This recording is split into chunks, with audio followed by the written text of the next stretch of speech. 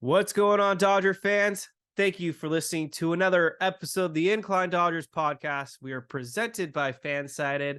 Not a whole lot of regular season episodes left because we have about 17 games left on the Dodgers schedule. And no point even talking about the NL West standings. The Dodgers are about 2 games away from clinching that baby. They'll have won the NL West, I think, 10 out of 11 years. That's pretty amazing in its own right. But NL West titles, they're cute and all, but we want some more World Series titles. That's where, in my opinion, it really matters. I'm joined tonight by Chris Camello. The Los Angeles Dodgers are 88-57. Chris Camello is back on. He's been with me throughout the season. Chris, it's been a while. How you doing? Doing all right, man. I got this pain though, but it hurts so good. So it can't be too bad, right? And you know what I'm referring to on that. Don't leave me hanging on that one. Don't leave me hanging on that one, Kev. No, but it's honestly, it's good to be back, man. Good to see the Dodgers close in on another NL West title. And by the way, Tom Glavine would disagree with your assessment of division titles. Tom Glavine. What? He's a one-time World Series champion as well? Well, no, but he said I would rather I think he said it's tougher to win division titles than it is for back-to-back World Series. He recently made a comment. Back then, though, there was more merit because they only had 4 teams, maybe even 3 or 2, depending on when that Braves title or division title run started. Now we got 6 teams making it. So we're in a different animal now. True. Winning the division has lost a lot of stock. But if you're into that, I'm not going to take away any glory. It's something you don't want to take for granted to make the playoffs. But now it's a crapshoot. So we're going to talk some playoffs. We're going to talk some Dodgers pitchers. You can follow Chris on X, or if you still call it Twitter because you live in the Stone Age, at Chris_Camello. We're going to talk some pitching. So, Chris just wrote a great article that I advise you all to check out. You can find it at Substack. And if you go to his social medias, like I just mentioned, either on X or Instagram as well, you can find him there where he's posted the link. The title of it is, in my opinion, straight to the point. The Los Angeles Dodgers will rely on pitching depth. So, Chris, as the author, why don't I give you the floor to, give us some more context of what you're talking about here. Well, here's the thing. I know everyone's been panicking about the Dodgers pitching staff. This last month, they were dealt nothing but bad news. From the loss of Tony Gonsolin of torn UCL, which, by the way, shout out to Gonsolin for pitching through it for the majority of the year, to the recent situation with Julio Urias. And not only is his time with the Dodgers done for this year, but his time in the MLB might also be done as well. Time will tell on that. And then, of course, you got the news that Walker Buehler was not going to come back, which is probably the right decision, Kev, considering this is his second Tommy John in his career. Coming back in 13 months and basically having to hit the ground running. I never thought it was a great idea unless, of course, you were just going to come in as a straight reliever. And that's not really how this guy is built. He's built himself up as a starter. So my thing is, do you have enough here to catch lightning in a bottle and win 11 games in order to get to a World Series championship? And the answer is yes, because I could list examples of teams that did not have great pitching staffs going into it. And all of a sudden, whether it be bullpen or starting pitching, and yet somehow these teams found a way. And this year for the Dodgers, they are not the heavy favorite like they were the last few years. So yes, there are concerns there. We don't know what to expect from Clayton Kershaw on that shoulder. Bobby Miller's never been in this situation before. We just saw Ryan Pepio get tagged tonight by a team that's probably not going to make the playoffs, but has the type of lineups that you're going to see in the playoffs, if that makes sense. Yep. And then, of course, you've got Lance Lynn, who's going to make everyone bite their fingernails, and you just don't have a lot of trust. But as we know, Kev, when October comes around, click, everything is 0-0 again. And that could be such a mental reset. And it doesn't matter. I mean, I hate to trivialize the regular season like this. It doesn't matter what you did in the last 6 months. All it happens is, can we get something together now? And that's what I'm saying, that the Dodgers have enough bullpen depth. They have enough guys that can give you bulk innings in Emmett Sheehan and Ryan Yarbrough. And I think you have enough in the rotation where these guys are going to embrace the moment They can get hot, and they're going to be fearless, and they're going to go out there and give you their best shot. Not to mention, you have an offense. Don't use tonight as an example, or I should say Wednesday night as an example in the loss to the Padres, that can give you runs and give you run support. So if you can get 5 to 6 innings out of these guys with 4 runs or less, you're going to give yourself a chance to win these games. So that's why I'm saying, let's not panic. This is the type of year that the Dodgers could surprise more people than not. I agree. There's been teams in the past, like you mentioned, the 2006 Cardinals are a great example. 2011 Cardinals too. They just basically had Chris Carpenter. 2011 Cardinals, pretty much all the Giants teams just relied on Madison Bumgarner, and then the corpses of Jake Peavy and Tim Hudson, especially in 2014. Exactly. But this isn't spring training at this point. This is fall training. And to kind of tie into your article, let's break down these pitchers. We've got 6 games that just went down since the last time we've recorded. Dodgers won the series against the Nationals. They lost the series against the Padres. Like Chris said, Padres aren't going to make the playoffs, but they are facing a playoff caliber lineup just based off the talent that's been assembled. And they killed us. Juan Soto had a great series. He hit a couple home runs. Manny Machado, he took Gavin Stone deep twice. Xander Bogaerts took Evan Phillips deep, and Fernando Tatis Jr., he went deep as well. But we can start with this most recent game. Blake Snell absolutely dominated the Dodgers. I mean, they've faced him like 100 times now, and they seem to have found no answer against Blake Snell. This might have been the last time Blake Snell faced the Dodgers as well in a Padres uniform.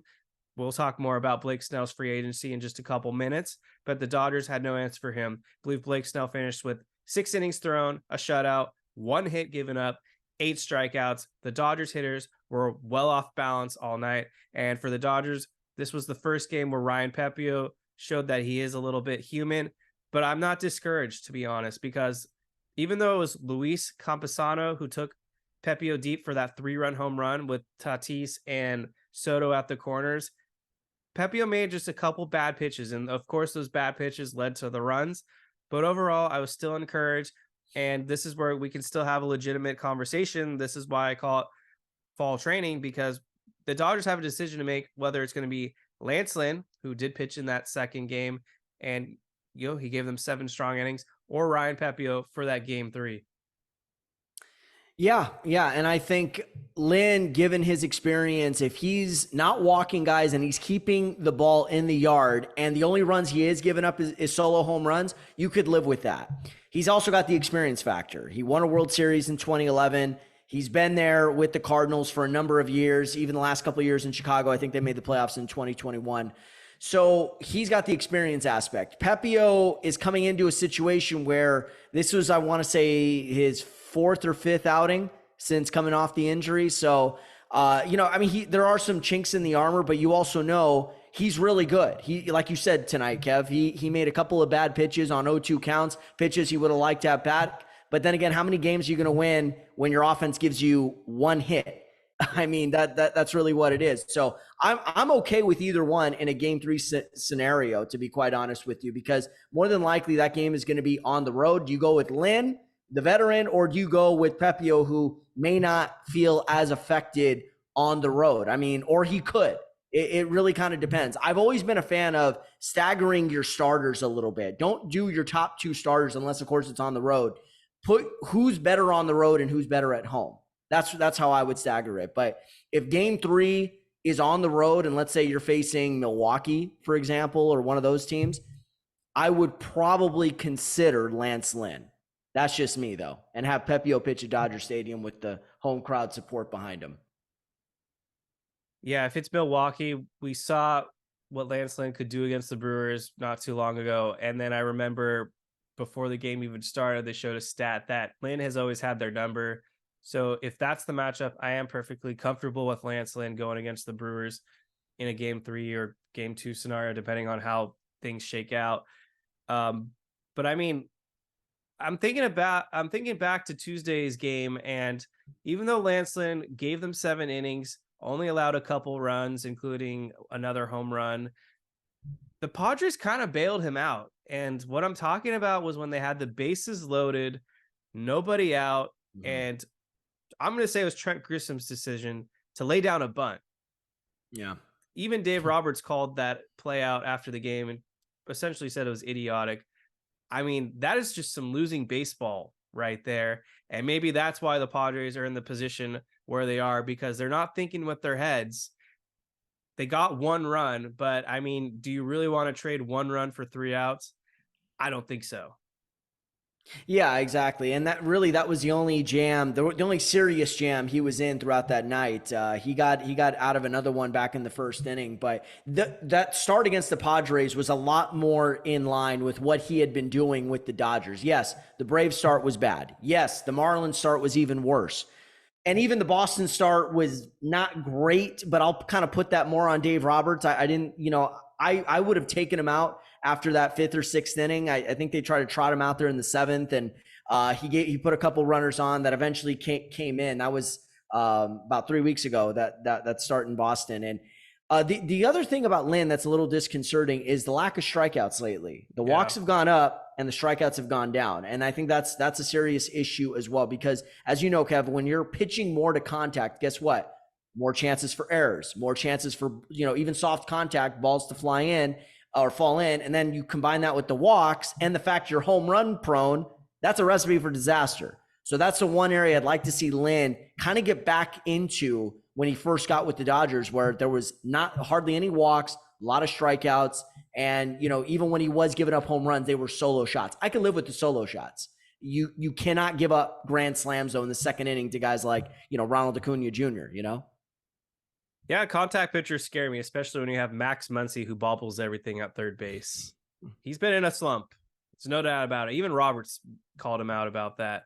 So we got to see Max Muncy tightening up there at the corner, because he's really our only third base option. You can't bench him. You can't put him at DH because JD Martinez is phenomenal, and he's been great since coming back the injury list. So that's going to be one area that, I got to see Max Muncy clean up. But back to this Padres series, because I do think there was 2 players where a lot of important intel was revealed. I'll start with the bad and then go with the good. This is the first player I'm writing off from having any likelihood of appearing in the postseason, besides the obvious injured candidates. But the first healthy scratch, it's got to be Gavin Stone. Unfortunately, this was like his 5th or 6th opportunity, and outside of one appearance against the Red Sox, where he actually looked pretty good up until the very end, where I think Roberts may have left him out a little bit too long and hung him out to dry. This start against the Padres was kind of the nail in the coffin. He has really good stuff. I remember in the first inning, he was able to get a couple guys. I think it was Machado and Tatis striking out, swinging on the changeup, but then they made adjustments. Also, Stone was starting to fall behind in the count, and he was leaving the fastball, which just never seemed to be a put away pitch in the first game of the series against the Padres. The Padres just sat on that fastball, sat on that cutter. Manny Machado took him deep twice. He ended up giving up, I believe, 6 runs, and it was another rough outing for poor Gavin Stone, who I'm not writing off his career. Some people are going to say he's a bust. I'm not going to those lengths. I'm just limiting it to this season. I think it's safe to say Gavin Stone has failed the audition. Oh, 100%. This was a guy that a lot of people, along with Miller, thought that they were going to have, just come in and hit the ground running. Doesn't always work that way. That's what we have to, sometimes it works out that way for guys like Corey Seager and Cody Bellinger and Walker Buehler in years past, or even Julio Urias was really good back in 2016 when he really got his first shot with the Dodgers in a full season. But it doesn't always work out that way. Sometimes guys need more time. That's what it is. And even when they do get called up, they're never going to be that ace of aces. They'll be a decent number 3.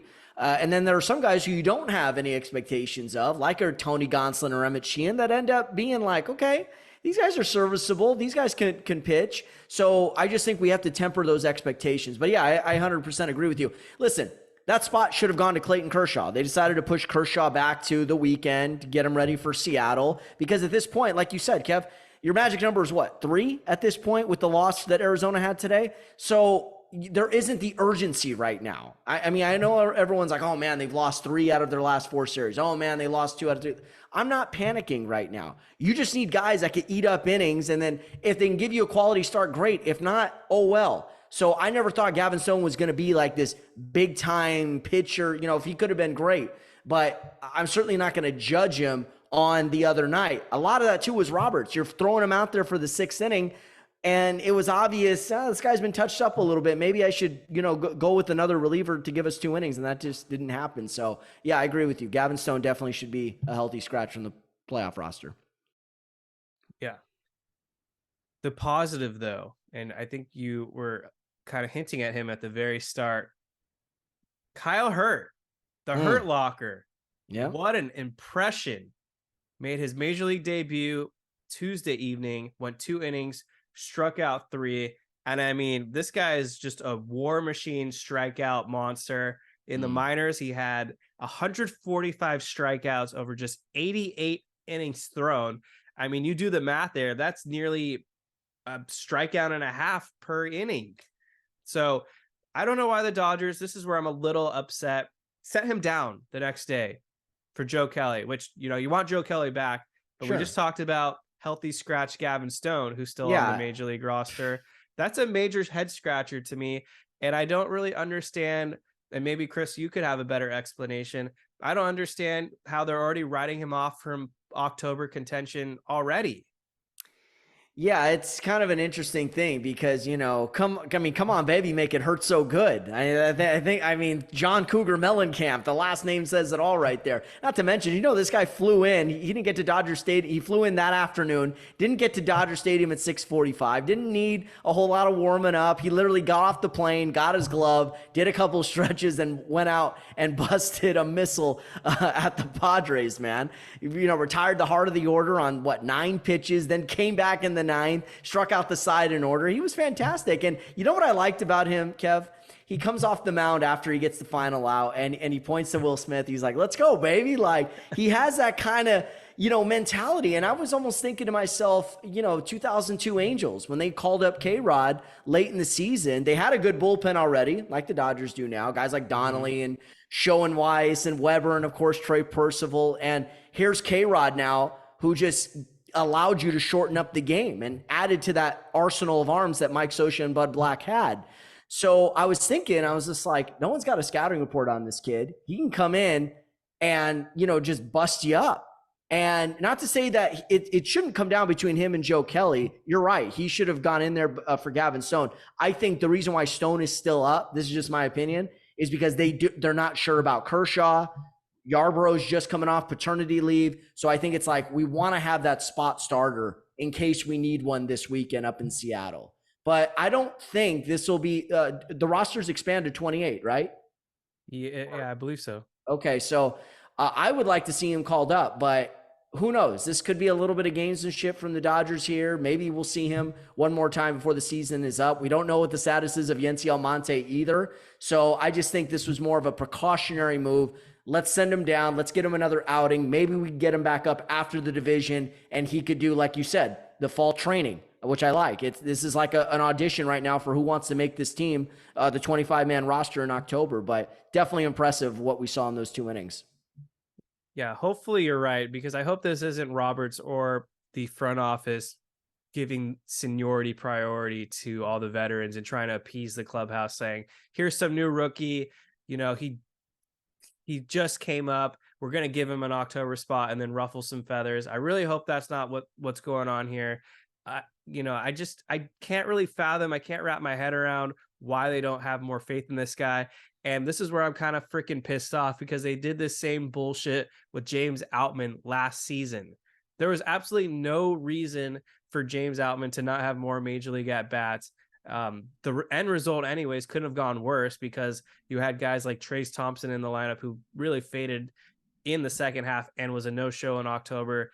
And so I want to see another Adam Wainwright. I want to see another David Price. I want to see another K-Rod. I want to see some rookie emerge, make a name for himself in October, because these narratives work. There's no such thing as experience over talent, in my opinion. You want to have a little combination of both, but sometimes talent wins out. Absolutely. And another 2 names, go back to the 06 Tigers, Joel Zamaya and Fernando Rodney, young Fernando Rodney, when everybody was looking at him, was like, is his hat crooked? And is that on accident? No, that's on purpose. And he made he was 40 years old out there pitching for the Angels, and he still had the hat crooked. But yeah, I definitely think he could fall in line with those guys, which is why I wrote at the end of my article, you can't script October, because we could both list teams that nobody had any idea if they would come in and actually run the table. Go back to the 2019 Nationals. What was the defect of them? Great starting pitching, but what? A bad bullpen. Well, what happened to their bullpen? They found their stuff in the playoffs. Specifically, Daniel Hudson, now current Dodger, came in, became their closer. And then they also had a guy like Tanner Rainey who caught lightning in a bottle. And then, of course, some good moves from Davey Martinez. He kind of, whoever the fourth starter was, he had them as a bulk reliever. So that was another, solid strategy as well. But I agree. I think Hurt should be in that mix and at least challenging a guy like Joe Kelly and putting a little bit more like, oh shoot, this guy's coming for my job. Because I think we could agree, Kev, as far as the right-handers go, the core four, Phillips, Gratterall, Brazier, Shelby Miller. I think those four have shown you enough where, as far as the righties go, they'll be in there. Then of the lefties, I think Vesia, Ferguson, right?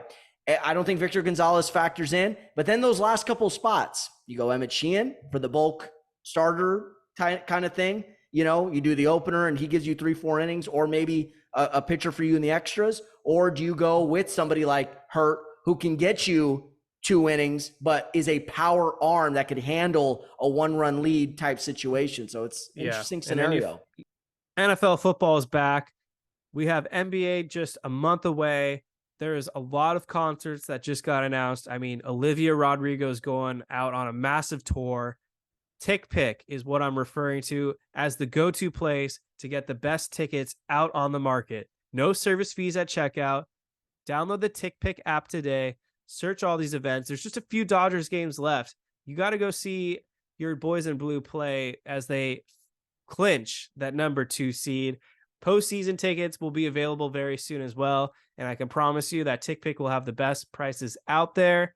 If you're a Rams fan, a Chargers fan, or you live up in the Bay Area, go support your team, because TickPick, I'm telling you, I'm guaranteeing you, the best prices out there. So download the TickPick app today and search and see for yourself.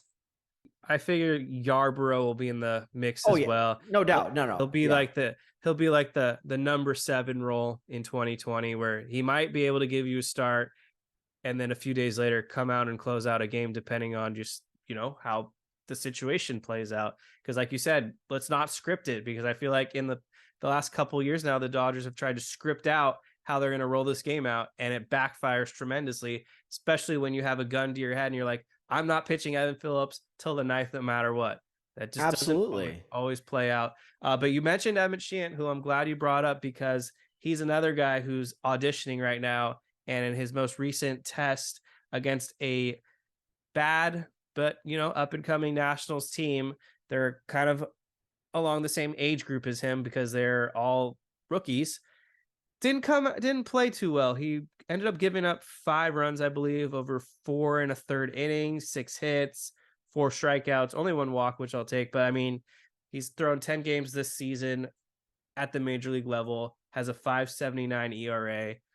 Not exactly what I was hoping to see from Sheehan. After his first 2 starts, he looked really promising. But this is another one where he's a major wild card. Not entirely sure yet if these stats and his performance will get him a postseason roster spot. He's going to get another start, though.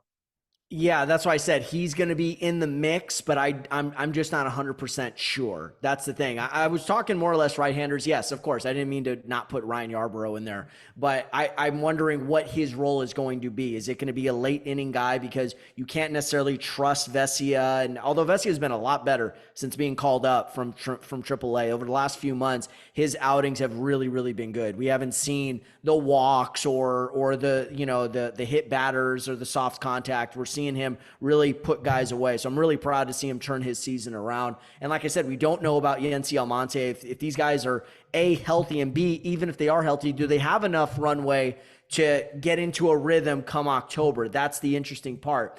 Here's the thing. Here's the formula. 4 runs or less from the starting pitchers. 2 runs or less from the relievers. Give yourself that 6-run cushion is what you're looking for. But what does that mean? You're asking. The playoffs? It means your offense. Yes, that has got to be your formula right there. Won't work that against also the Braves. Well, here's the thing with the Braves. Can I tell you something? They can get touched. They can get touched. That pitching, Raisel Iglesias, oh yeah, barbecue chicken right there. AJ Minter ain't 2021 AJ Minter. All right. Those starting pitchers, Strider, I don't care if he can give you 10 strikeouts. He can get tagged, and he's been a little bit more prone to that second half of the season. Not just against the Dodgers. Did you see that start against St. Louis? They got to that mustache early. Max Fried, tough pitcher, probably the best in that group. He could also, when he's off his game, he can get roughed up a little bit. Same with Charlie Morton, and I don't know who their fourth starter is going to be, Soroka or Elder, one of those Soroka's guys. Out for the year. Poor guy. No, he's Kyle Wright is someone they're trying to work back in.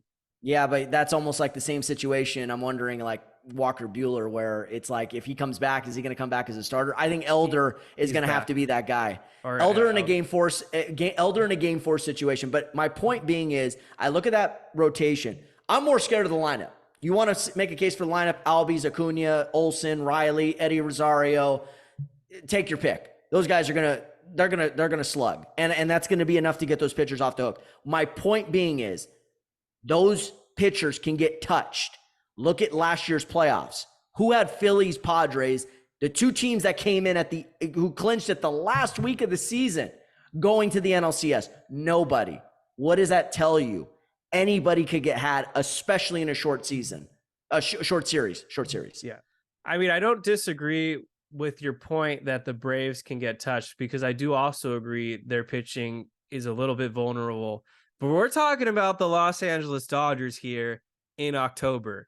If there's one team that's going to let you down with runners in scoring position, it's unfortunately the Dodgers historically. I thought the same thing in 2021, where I wasn't that moved by the pitching that the Braves were throwing at us, including the rotation. Because like you just said, I felt like Fried was very touchable as well. And he imploded in that massive Chris Taylor 3 home run game, along with Pollock, who I think had 2 home runs as well. That was the Fried start. So he's not exactly lights out in October. But I do fear, though, if the Braves are spotted a 4-run lead in any scenario, that game is pretty much lights out. And so I think momentum is a huge part. And it's going to be important for all the Dodgers starters to make sure that these games are within reach, because I've seen it time after time. If the Dodgers get down too far ahead early in a big game, they quit. Yes, but not with this group. This group is a little bit grittier, a little bit tougher. But just look at the personnel, okay? David Peralta, Jason Hayward, Miguel Rojas, Kike, even Ahmed Rosario. These guys have been clutch. When the Dodgers have needed a clutch hit this year, they've gotten it. Even as good as they were the last couple of years, they won well over 100 games. Last year, 111. I want to say the year before in 21 was 106. Kev? It was 106. It was 106, right, because the Giants won 107. Even then, their offense was sort of one-dimensional a little bit. This team seems to work counts more. They seem to have a knack for coming back. There's a never say die type mentality. And here's the scary part about this Dodger lineup. They're not just top heavy like they were in years past. They actually have 3 or 4 guys in that bottom of that lineup that could scratch and claw and work their way aboard or come up with the clutch hits. And I think you're going to have a group there at the bottom of that lineup that won't fear the moment. Not to say last year's group did, but I certainly think there's a little bit more of a hunger there, and a little bit more of a determination and a grit factor that's there with this group. That's why I'm saying don't necessarily sleep on them. But you're right. If the Braves are slugging, it's going to be tough to come back, even if Strider or Fried or any of those other guys don't have their best stuff. So 4 runs or less from the starters, 2 runs or less from the relievers. I think if you could keep that in frame, give everyone a little bit of wiggle room, and your offense doesn't fall asleep like it did on Wednesday night against the Padres, I think you're going to be all right, man. Some of these hitters it's time to talk some hitters. Leading off is the leadoff hitter for Mookie Betts. I mean, what a season he's having. Easily his best in a Dodgers uniform. Every time I bring him up, he just hits a new milestone. We're talking about a guy that's hitting .312 with an on-base over 400, 39 home runs, career high, 103 RBIs, his best as a Dodger, as the leadoff hitter, 1,000 OPS, and even more impressive, he leads the National League still in WAR. He has an 8 WAR. 8 WAR is absolutely insane. I mean, yeah. Given most years, he would be a runaway National League MVP. Yeah, unfortunately, you got Freddie Freeman right there, his own teammate on his tail. Of course, you got Ronald Acuna Jr. leading the National League in most offensive categories. And you can't even really sleep on Matt Olson at this point. And, there's usually 3 finalists. So, and you easily got 4 that could all be, doing that video cam come November when they start announcing who the National League MVP is going to be. Yeah, Mookie is special. MVP stands for Mookie Valuable Player. I don't even know what that means, but it sounds right, doesn't it, Kev? It does sound very right. He's been better and better each year with the Dodgers, which is, you take that to the bank every time. And then Freddie Freeman having a sensational season as well. In terms of the doubles, he's up to 55 doubles. I believe the major league record, if I heard it right on the broadcast, was 67. So he would need 13 more doubles in about 17 games left to be the all-time doubles leader. Yeah, probably out of reach. But I mean, 55 home runs, 26 home runs. He has a couple triples thrown in there as well. So we're talking about 80. Am I doing the math right? 83 extra base hits this season. Incredible. Yeah, and I think he's I think I heard tonight on the broadcast, 1 away from tying Sean Green and Cody Bellinger. So he's definitely going to break that. And, Freddie is just a special player. And last year was really good. Don't get me wrong. I thought he had an MVP finalist type season last year. But this year has just been on a different level. Him and Mookie at 1 and 2 have just been really blunt force trauma for the opponents. They have just been stellar. And, but like I said, at the same point in time, it hasn't just been them. Muncy's had a decent year, all things considered, offensively speaking. He's closing in on a 37 home run, 100 run batted in. JD Martinez, amidst all the second half injuries, he's still driven in almost 90 runs. Will Smith was an all-star this year. He's starting to find his groove again. So, they are a collective group. But you're right, Mookie and Freddie, they set the tone, just like Acuna and Olson do down in Atlanta. So all 4 of those guys, it's definitely MVP worthy. Yeah, I'm glad you brought up Will Smith because it was starting to look grim for him for a few weeks there. But he's starting to come back to life. And over his last 15 games, he's gotten on base in the high 300s. He's hitting close to 300 again in his last 7 games. The stat line is hanging in there. OPS still over 800. He's got 18 home runs, 71 RBIs, which is a great season from a catcher. But definitely, I wanted to get this stat in there before we move off topic. But Freddie Freeman, this was something I dug up, never had a WAR over 7, or he never reached a WAR of at least 7 with the Atlanta Braves. Back-to-back seasons with the Dodgers now, he's had a WAR of at least 7. Man, it says it all. It really does. That he really is comfortable here. I know last year was kind of a tough start because when you leave a place that you spent so many years with, here's the big thing, thinking you were going to be there for the rest of your career, it sends your mind into a different situation. Not to say that he didn't want to be a Dodger or anything like that, but I don't think he anticipated it being as difficult as it was moving teams like that. But now that that year was behind him, this year he's been all in. Certainly enhanced as a leader on this team with, Justin Turner gone and some of the other, key Dodgers over the last few years gone. But he's been fantastic. And I'm really glad to see him and Mookie putting up these MVP seasons because it reinforces why you give those types of guys the type of long-term contracts that Andrew Friedman did, because not everyone who gets these 11, 12-year contracts worth $330 or $380 million, or even a guy like Ohtani about to come up on $500 million, they're not always worth it. And it doesn't always pay out like that. But these 2 guys, not only has it worked out, they're almost starting to look like bargains, Freddie in particular. So I'm glad you brought up that stat because I think if he were to be a free agent now going into this winter with those kind of numbers, woo.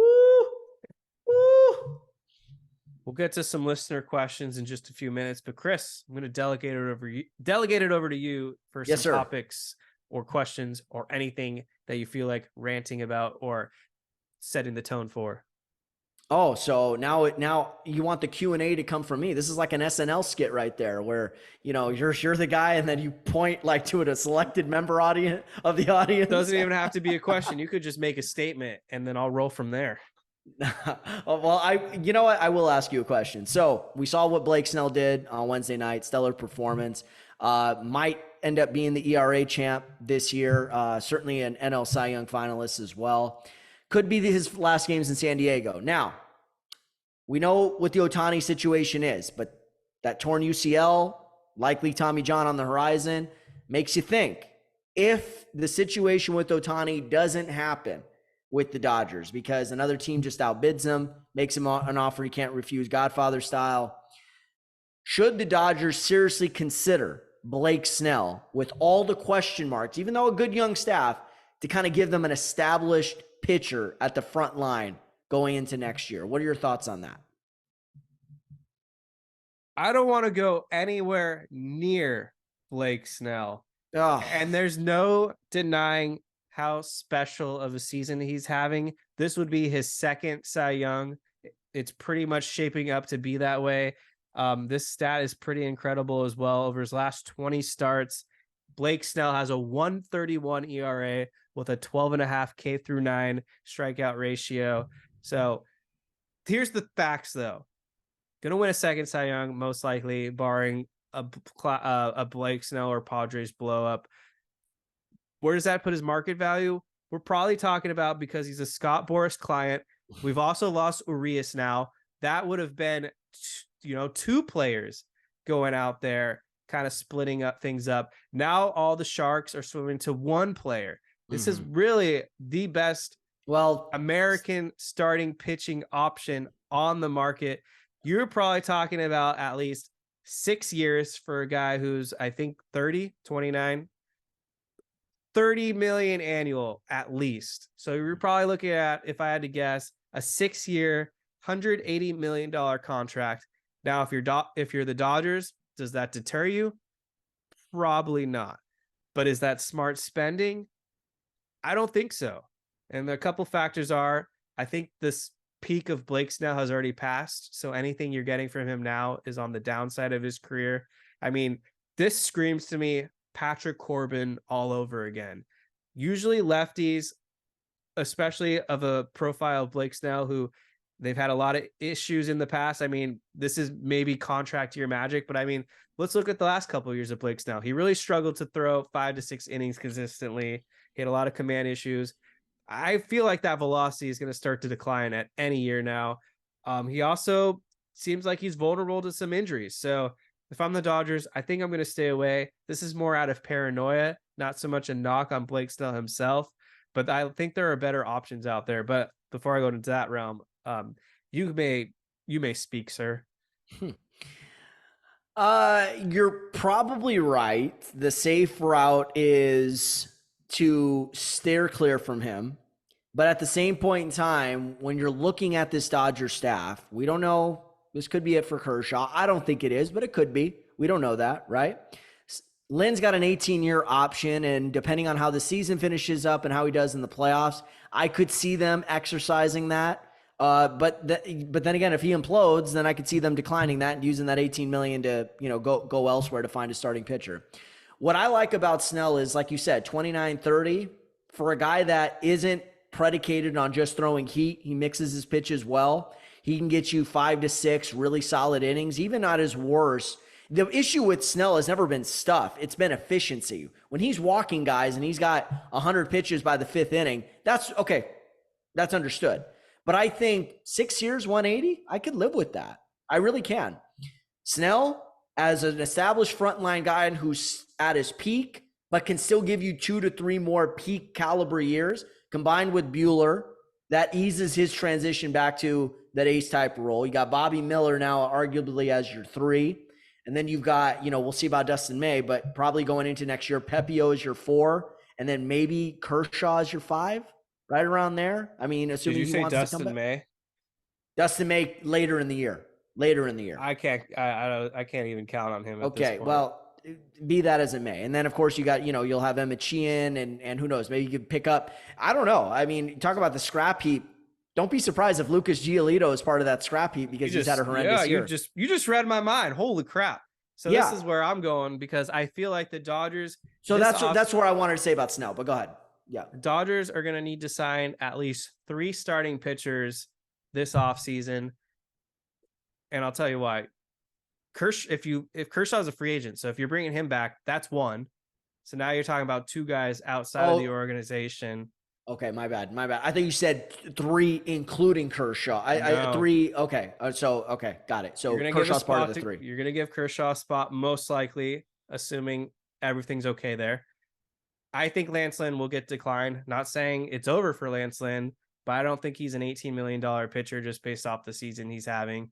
You can decline him, bring him back, probably on $13 million, what Noah Syndergaard got a year ago. That saves you like $5 million right there. But that's not a guy I'm talking about anyways. I agree. Lucas Giolito, this is more offseason discussion. He feels like a great reclamation project for the Dodgers. I mean, he's still 30, 31. This is a bad time for him to go into the offseason after this abysmal second half he's had. I feel like it's probably in his best interest to sign a 1-year deal, go to the prior lab, have another breakout campaign, test the free agent waters a year later from into 2025, I guess, kind of like a la Andrew Heaney, and then get the bag.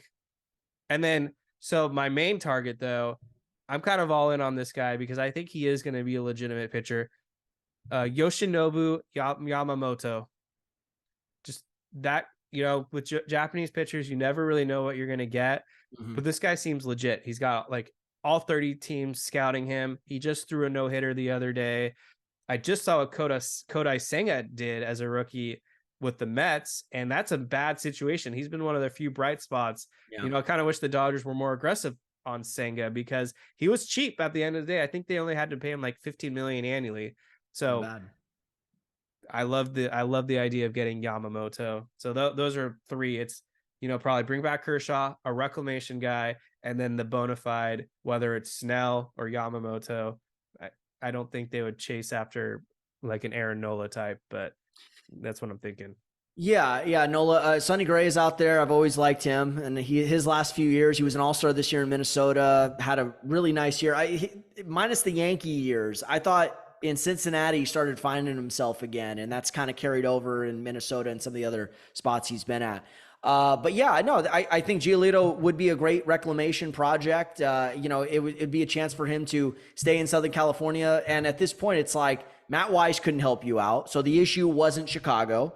And Carl Willis, a well-renowned, well-respected pitching coach under Terry Francona now over the last 5 years in Cleveland. This is his second stint with the Guardians, or formerly known as the Indians.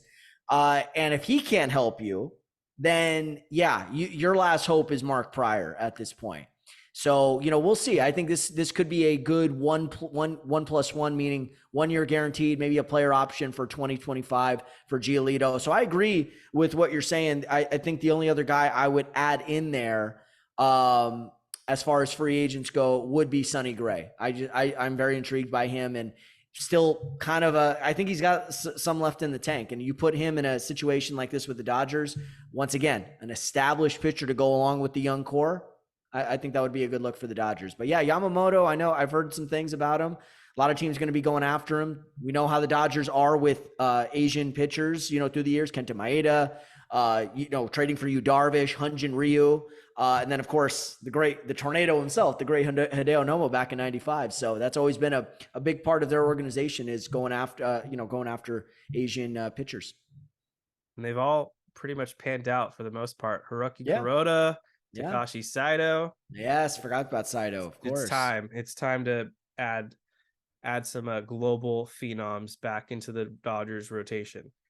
Let's get to some questions, and then Chris, if you have any other topics, love to hear more from you. First one comes on X. I think this is the first time question from this person.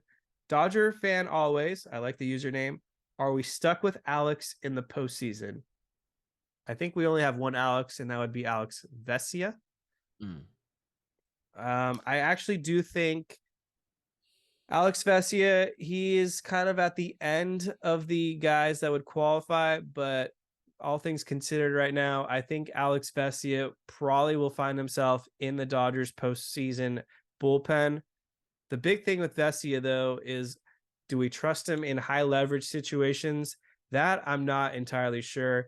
And that's part of the big fall tryouts right now. So hopefully the Dodgers can get in some tightly contested games, throw Vesia out there, and we can kind of see what he's got, because he has had a really good second half.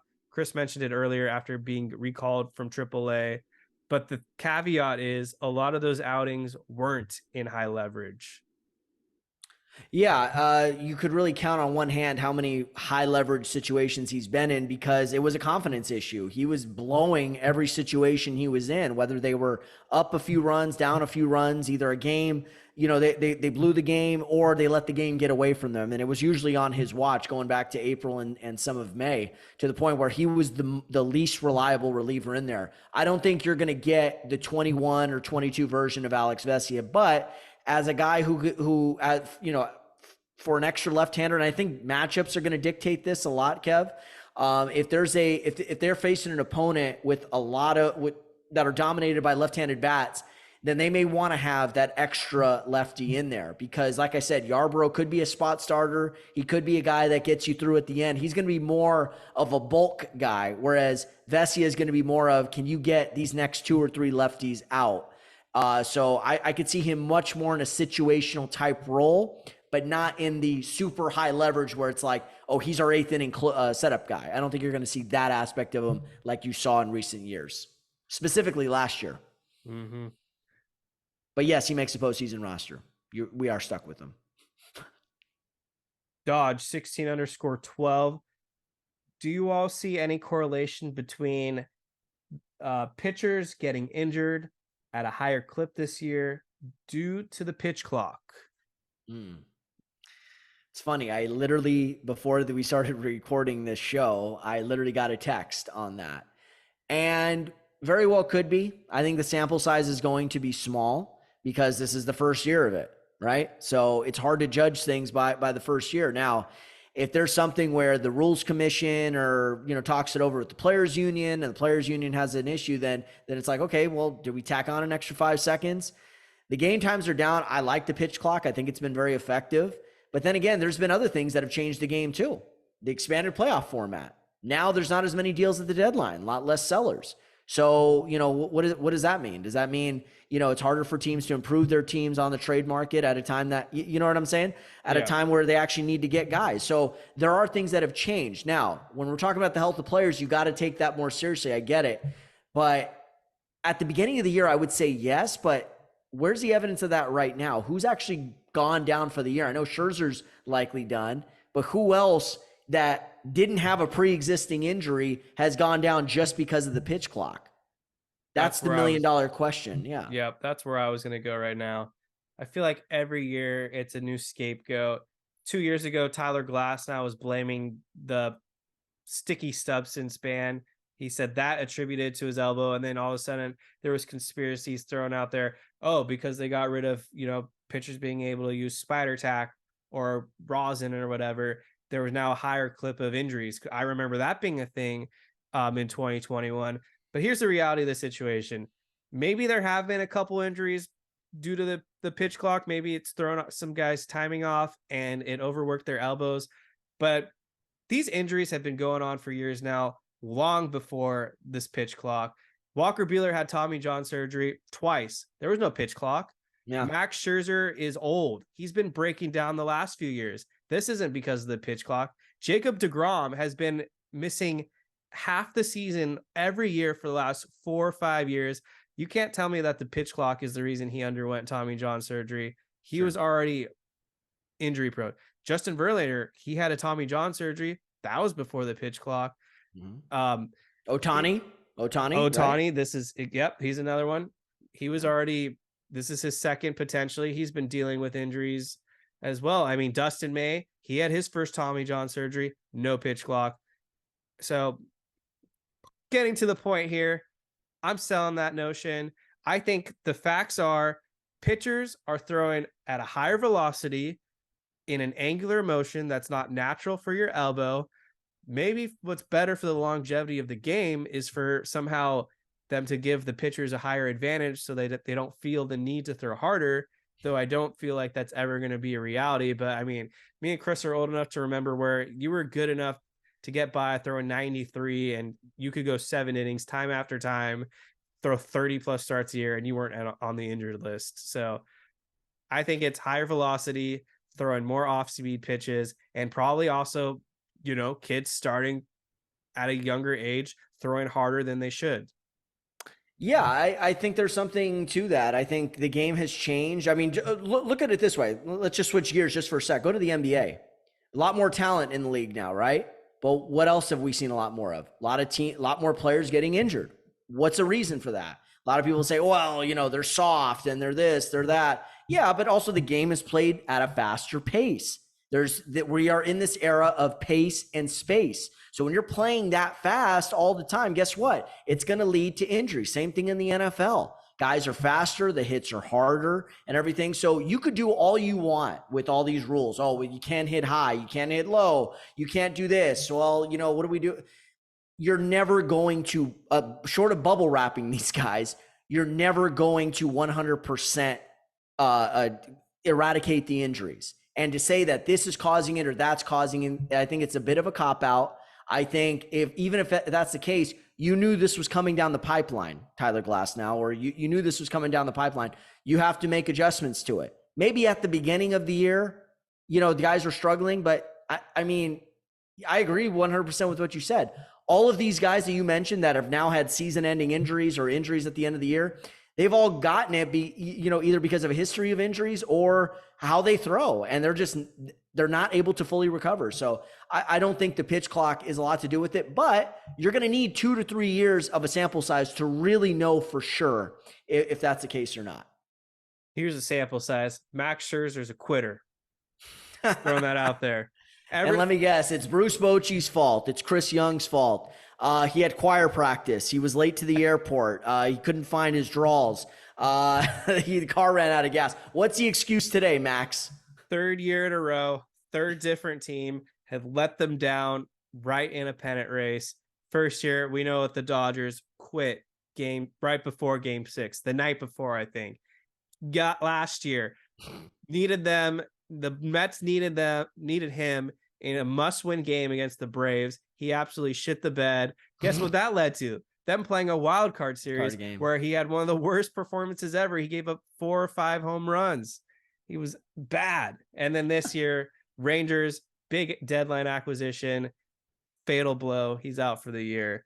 And let me guess, he's going to find a way over the offseason, go on Talking Baseball podcast with your pal Ven Verlander, blah, blah, blah. It was, the Texas Heat, I mean, it was just really too much for me to handle, and the Rangers didn't do enough to cool us down in between innings. Yeah. Last question coming from Harmony Davis 29 on Instagram. Do you want Ohtani even if he can't pitch next year? $1 million question. I would say yes. $500 million question.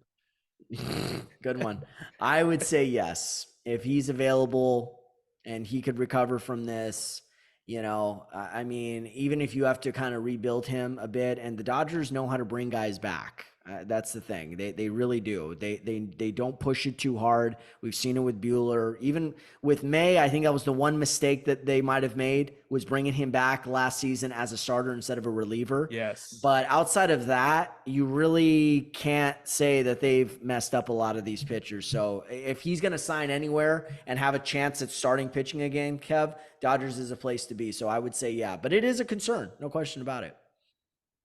I agree. I still want Ohtani, but I do feel like he's probably lost at least $100 million to his overall contract value. If I had to guess, maybe he is able to earn it back with a bunch of incentives tied in. Mm-hmm. But I think these organizations, they're going to have to be smart with the deal they throw out Ohtani, because it's going to be an unprecedented amount of money. And it is always a risk having a guy with potentially 2 Tommy John surgeries. Kind of want to know more information about this elbow before I have a solidified answer. But Ohtani as the hitter, absolutely would love him in the lineup. Ohtani as the pitcher, that remains to be seen. That's why it's the $500 million question. Yes, sir. The last thing I want to cover real quick, and then Chris, if you had any other final thoughts or topics, I actually do. One just came to mind, but go ahead. Go ahead. All right. So coming up next for the Dodgers, they are off to Seattle. They have a 3-game series against the Mariners, who are really fighting for their lives right now to make one of those wild card spots. This is actually the Dodgers' last true playoff test, I guess. And I like these matchups. Bobby Miller against George Kirby. Go back to that in a second because I do have a rant on that. Clayton Kershaw against Bryce Miller, and Emmett Sheehan in maybe his last effort against Logan Gilbert. So Julio Rodriguez is one of the hottest players on the planet right now. He's posting a 30-30 season, 30 home runs, 30 steals. They also have a number of just great hitters in that lineup as well. So this is going to be a true test for the Dodgers. And these pitchers that I just ran off, this is potentially something that the Dodgers would see in the playoffs. 3 electric starters who are having great years. Mariners kind of feel like they could be one of those sneaky teams that just gets a miracle run and makes the World Series. Don't know yet because they're the Seattle Mariners, but I got to lay it out there on George Kirby because he deserved all the criticism that he got from all those veterans like Mark Mulder, Jared Weaver. Weaver. He was a big one too. Shout out to Jay Weave, man. I'm not an Angels fan, but I always respected him. And when he clapped back at Kirby, I was like, man, you got Weaver, one of the nicest guys out here, clapping back at you. You must have really screwed up. But who else got at him? Sorry. I can't remember if Jeff Passan said anything, but I think those were the 2 most outspoken. I'm sure there were more on MLB Network and stuff that I just missed. But anyways, the point is, after the game, George Kirby, he came off as a crybaby. I mean, this is Kawhi Leonard, Paul George, Clippers status right here, where he, in the post game, said, I wish I wasn't out there for the 7th, to be honest. I was at 90 pitches, and I didn't think I needed to go anymore. George Kirby, after allowing a game-tying home run. That is just some small-minded, cupcake, weak, Gen Z, super soft, safe space. I have a box over my head, crybaby stuff right there from George Kirby. It's one thing to have those conversations behind closed door with your manager, but this is the second idiot Mariner too. You had Kelenic who kicked the wall or whatever and out for the season. Now you got George Kirby who's throwing his manager under the bus. I don't like that at all. And I'm not trying to have some boomer mentality here where, maybe he's right. Maybe the 90 pitches was too much and he was out of gas. But for me, this is more from the teammate aspect where you got to be a team player. If there's something bothering you, you don't say it out in the public. You don't make your teammates, your manager look bad. I know that he ended up recanting it and apologized after the fact, but you got to have a better mindset in the heat of the moment. And to throw your manager under a bus like that is just not cool. Yeah, I agree. You have to take responsibility for those outings. No matter, you could let the media and the fans judge if it was the right decision to take you out or keep you in. I mean, believe me, Kev, you're on Twitter like I am. We see how often does Dave Roberts get crushed for, just the other night, leaving Gavin Sonnen in that 6th inning. And that kind of, allowed the wheels to come off. But you have to be careful what you say. Like, oh, I felt I was done. No, dude. Like you saw Lance Lynn the other night. If Dodger fans have an issue with Lance Lynn, the one thing you can't question is that dude's heart. 100 pitches. Granted, he had a 5-run lead to go back out to. He went out there and he got those final 3 outs without really any sort of issues. So that's what he takes pride in. There used to be a time when these starters took pride in going the distance, going 7, 8, sometimes 9 innings. Now it's a very rare occasion. And George Kirby, like you said, shows what people hate. Even people our age, we're young-ish guys, Kev. Mm-hmm. What people hate about today's generation of pro athletes. Soft-minded, soft-bodied, and very passive-aggressive. And don't really take a ton of accountability for things that they say or do or not do, in this case, with George Kirby. And I think that's what really sticks in people's craw. There's this sense of entitlement And that rubs a lot of, especially even in a town like Seattle, blue collar people out there that love the Mariners, I'm sure, just like, it's a great sports town, always has been. That you got to really watch what you say on that. And to me, that's being tone deaf. Big name that I left out who called him out was Roger Clemens, who said, "This is tough to hear, would not fly in the old days." You know what? Say what you will about the Rocket. Don't ever question that dude's competitive nature. That dude was a freaking pit bull when he was out there. Rocket Roger Clemens. Say what you want. I know steroid allegations, but what he did in Boston and Toronto alone, man, oh man, that dude was fierce. So yeah, I definitely take what he says seriously. I did have one last thing. This is kind of funny. You're a Major League fan, right? Movie, Major League 2, Kev? That's my number one baseball movie. I had a scenario in my head. What if a show like First Take or Undisputed was actually airing during those years, and like the Cleveland Indians were like a real team? Like, I can imagine Molly asking someone like Stephen A. Smith. So Stephen A., 60-61, even though a tough loss at the hands of the Yankees. What do you think about the job that the Indians have done this year? Well, there's no question about it. This team has actually surpassed expectations. First of all, shout out to the general manager, Charlie Donovan, finding guys like Willie Mays Hayes and Pedro Serrano and getting the most out of Eddie Harris and Jake Taylor. But really, the key to this season has been Rick the Wild Thing Vaughn. Yes, the command is suspect at times. All he needed was a pair of glasses, everybody, and he was able to get himself back on track. But you cannot give this team credit without looking at their manager, the great Lou Brown. That is an old school baseball man right there, the type of man you want to go and have a beer with at the bar after the game. And I really think the Indians are on the way of really surprising some people come playoff time. What say you, Kevin? I really like the imagination that you have right here, Chris. But here's why this is a true dream, because you're thinking that these guys are even giving baseball a moment to begin with. Sure. Yeah. When does Stephen A. Smith ever talk baseball? He's got to have his buddy Mad Dog Russo come on, and then they'll talk a little Yankees or a Tawny for a second.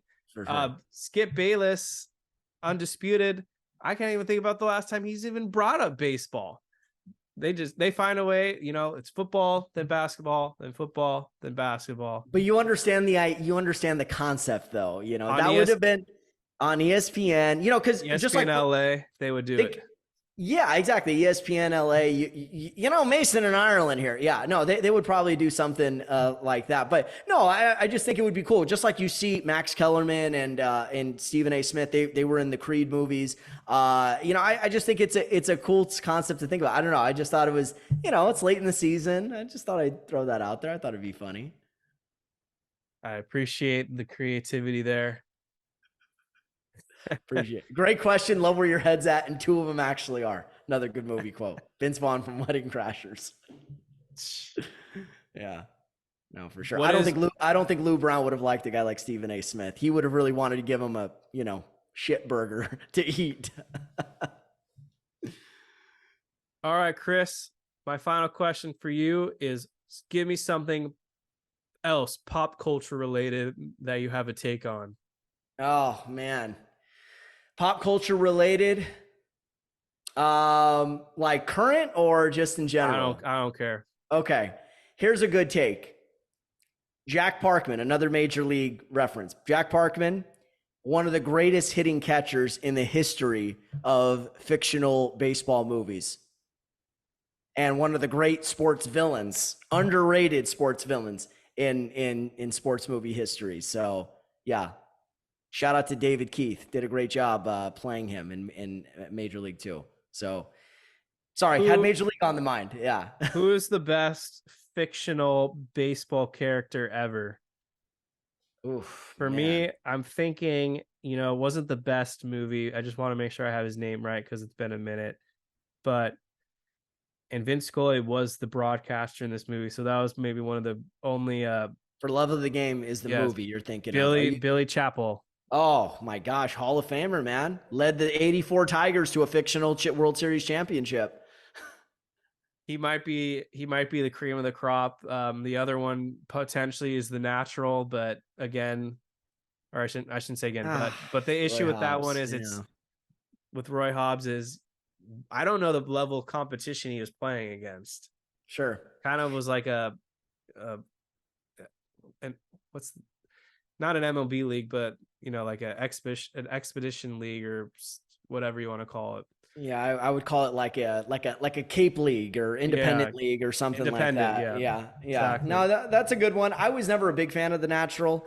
I liked more of the 90s movies, Little Big League, Rookie of the Year, Major League, of course. For Love of the Game, that's a good one. Billy Chappell, in theory, Billy Chappell would have been teammates with Gibby on that 84 championship with the Detroit Tigers. I think they beat the Padres that year. Steve Garvey's San Diego Padres. So if that was real life, he would have been on that team. I want to say the best one, Jack Parkman is up there. But also, too, don't sleep on what Jake Taylor was one of the best in baseball from Major League on the Cleveland Indians. Rene Russo even said, he was one of the best in baseball before he had problems with his knees, and even Jake called himself a world-class athlete. So I think Jake in his prime was one of the great overall baseball players. I can't sleep on Rick Vaughn, and also Lou Collins from Little Big League. Solid all around. I mean, that was like a poor man's Freddie Freeman right there. Lou Collins, played by the great Tim Busfield. It's a great take. Jake Taylor, that guy had a lot of heart. Yeah. And Parkman was just a douche, but you can't deny the talent. I mean, the guy hit 45 home runs a year as a catcher. Keep that in mind. I mean, that's Piazza stuff right there, bro. Say, yeah. That is Mike Piazza. All right, Chris, this is time to wrap it up. Thank you guys so much for listening to this week's episode of the Incline Dodgers podcast. We are presented by FanSided and TickPick. Make sure to subscribe to the Incline Dodgers podcast wherever you get your podcasts and follow us on social media. Our handles are in the description below. Chris Camello, any final thoughts as we run this show out? Well, Kev, I just want to say thank you again for having me on. You do a fantastic job on the Incline. You, Jake, and David, it's always a pleasure to be on. So I'm always excited when you ask me. This is a treat. So please follow me at Chris_Camello on Twitter, CCamello1 on Instagram. Check out my recent Substack article on IBWAA. That's Internet Baseball Writers Association of America. Try saying that 5 times fast. All right. We'll be back in a few days talking more Dodgers as we get ready and ramp up for the postseason. This is the best time of the year. You got NFL. We're just missing basketball, but baseball, fall classic. For me, this is my favorite time of the year. Yes, sir. College football too. Go SC. All right, everyone. Have a great week. Go Dodgers.